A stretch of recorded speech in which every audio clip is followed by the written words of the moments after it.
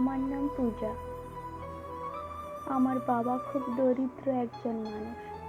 আমরা এক ভাই এক বোন। আমার বাবা মা ভালো ছেলে দেখে বিয়ে দেয়।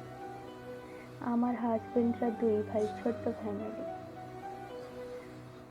আমার দেবর আমি সমবয়সী, আমরা দুইজন একই ক্লাসে পড়ি।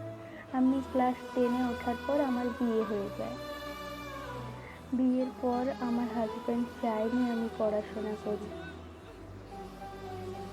এটা নিয়ে আমি আর কোনো বাড়াবাড়ি করিনি, পড়াটা বাদ দিয়ে দিই।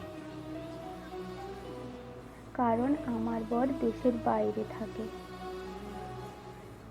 আমার শ্বশুর বাড়ির লোক আমাকে খুব ভালোবাসে। আমার হাজবেন্ড 6 মাসের ছুটি নিয়ে বিয়ে করতে আসে। আমার বর আমাকে খুব ভালোবাসে। আমার শাশুড়ি ঘরের কোনো কাজ করতে দেয় না। সব কিছু তাদের দিক থেকে ভালো, আমাকে খুব ভালোবাসে। কিন্তু সমস্যা একটা, তারা আমার বাবার বাড়ি যেতে দিত না। কারণ আমার বাবা অনেক গরিব মানুষ। আমি দেখতে মোটামুটি ভালো বলে তাদের ছেলের সাথে আমার বিয়ে দিয়েছে। আমার বিয়ের 2 মাস পর আমি কনসিভ করি। আমি কনসিভ করাতে বাড়ির সবাই খুব খুশি হয়। 3 মাস চলে যাওয়ার পর আমার হাজবেন্ডের বিদেশ যাওয়ার সময় চলে আসে। খুব কান্নাকাটি করি, কারণ মানুষটাকে অনেক ভালোবাসি। কিন্তু কিছু করার নেই, আমাকে ছেড়ে যেতে ইচ্ছে করছিল না তার। কিন্তু যেতেই হবে, কিছু করার নেই। সে যাওয়ার পর সারাদিন ফোনে কথা বলতাম।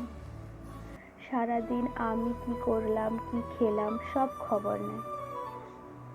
এইভাবে কেটে যায় আমার পুরো প্রেগনেন্সিটা। এই সময় আমার শ্বশুর শাশুড়ি বাবার বাড়ি যেতে দেয়নি। কারণ বাবার বাড়ি গেলে আমার কষ্ট হবে, তাই। এরপর আমার ছেলে পৃথিবীতে আসে। বিদেশ থেকেও অনেক খুশি হয়। ছেলেকে আদর করতে ভীষণ মন চাইতো তার। এভাবে আমাদের জীবন থেকে 1টা বছর কেটে যায়। সে 1 বছর পর বাড়িতে আসার প্রস্তুতি নিচ্ছে। সে আমার জন্য শাড়ি, গয়না, ব্যাগ, জুতো কিনেছে। ছেলের মুখ দেখতে বলে সোনার হারও বানিয়েছে। এখানে আমিও তার অপেক্ষায় বসে আছি, কবে দেশে আসবে। সারাদিন তার সাথে কোনো কথা হয় না। তারপর বাড়ির সবাইকে জানাই, তারাও চেষ্টা করে। তার সাথে ফোনে কোনো কন্টাক্ট করা যাচ্ছে না। তারপর এভাবে একটা দিন একটা রাত কেটে যায়। আমরা অনেক চিন্তা করছিলাম। হঠাৎ তার রুমমেট ফোন করে জানায় যে আমার হাজবেন্ড অ্যাক্সিডেন্ট করেছে। এই কথা শুনে সবাই কান্নাকাটি শুরু হয়ে যায়। এই খবর শুনে পাড়া প্রতিবেশী, আত্মীয় স্বজন সবাই আমাদের বাড়িতে আসে। এরপর দুপুরে খবর আসে আমার হাজবেন্ড এই দুনিয়াতে আর নেই। আমার সাজানো সংসারটা ভেঙে যায়। ছেলেকে নিয়ে কি করব? আমার বাবা মা সবাই এলো আমাকে সান্ত্বনা দেওয়ার জন্য। আমার হাজবেন্ড নেই 1 সপ্তাহ হলো। আমার বাবা মা বাড়ি যাওয়ার সময় আমাকে আর আমার ছেলেকে সাথে নিয়ে যেতে চাইল।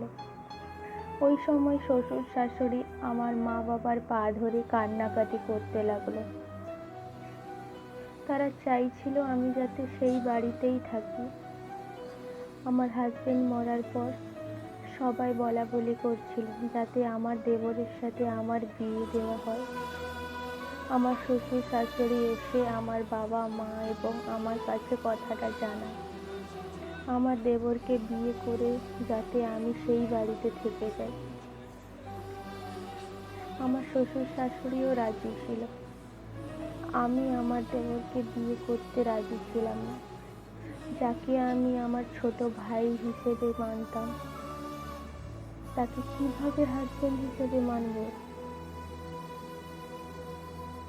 এক পর্যায়ে আমার দেওর এই বিয়েতে রাজি হয়ে যাওয়ার পর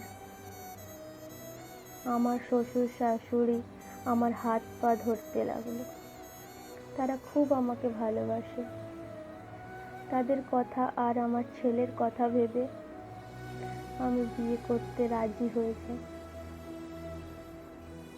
এই সত্য ঘটনাটা তোমাদের কাছে তুলে ধরলাম। পুরো ভিডিওটা দেখার জন্য ধন্যবাদ।